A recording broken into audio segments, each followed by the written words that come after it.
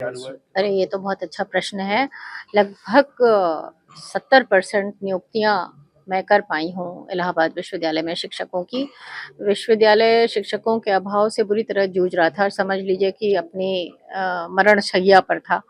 और जब यहाँ पर 70% शिक्षकों की नियुक्ति हो गई, जो कि 25 प्रदेशों से आए हैं और 15 देशों से आए हैं, तो इस विश्वविद्यालय का वातावरण अचानक ही बदल गया। और जितनी इनडिसिप्लिन यहाँ पर थी, जितना पॉलिटिकल प्लेटफॉर्म ये बना हुआ था छात्रों का, वो चीज़ें भी थोड़ी हमने ख़त्म करने की कोशिश करी और उसमें हमको बहुत सहयोग भी मिला बहुत सारे लोगों का।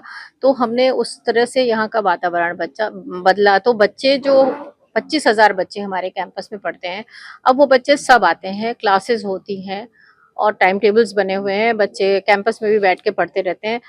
इसके अलावा हमने कैंपस का ब्यूटिफिकेशन में भी काफ़ी समय खुद लगाया, पर्सनली मैंने समय लगाया और ब्यूटिफाई किया कैंपस को।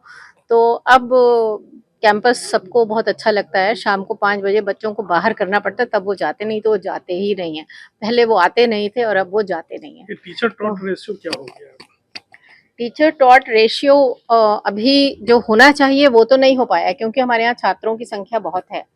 लेकिन हमारा टीचर टॉट रेशियो 1:30 है इस समय।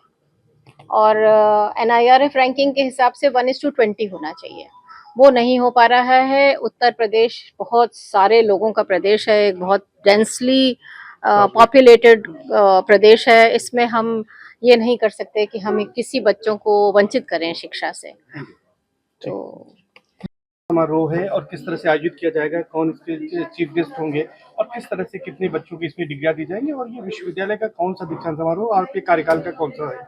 देखिए, विश्वविद्यालय तो 137 बरस पुराना है, तो अगर हम सही मायनों में कहें तो ये 136वां दीक्षांत समारोह होना चाहिए। लेकिन मुझे ये भी कहना है कि हर साल दीक्षांत समारोह यहाँ नहीं हो पाया, क्योंकि बहुत साल से इलाहाबाद विश्वविद्यालय में शिक्षकों के अभाव में विश्वविद्यालय में काफ़ी गिरावट थी।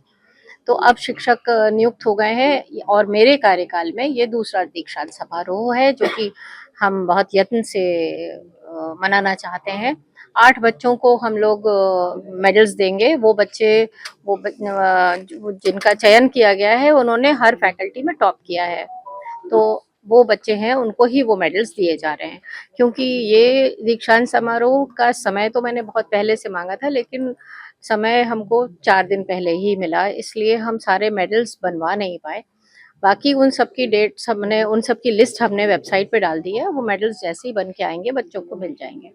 तो इतने हम बांट देंगे। प्लस कुमार विश्वास जी एक लोकप्रिय कवि हैं, मंचीय कवि हैं, उनको हम लोग ऑनरिस कॉजा डिग्री से नवाज रहे हैं।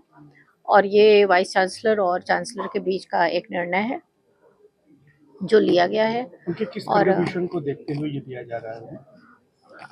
उन्होंने बहुत सारी कविताएं लिखी हैं, और सिर्फ लिखना ही नहीं है, वो जो कविताओं का उच्चारण भी करते हैं, तो बच्चे बच्चे के पास तक हिंदी पहुंचती है।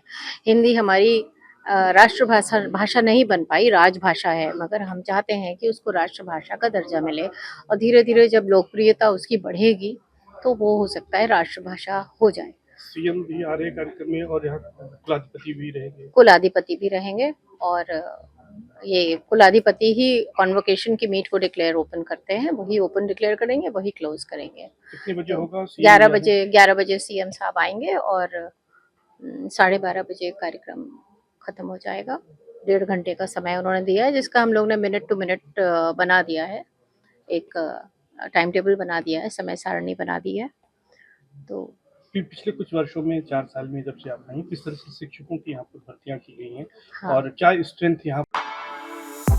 For exclusive and insightful videos, subscribe to our new channel ABP Live Premium.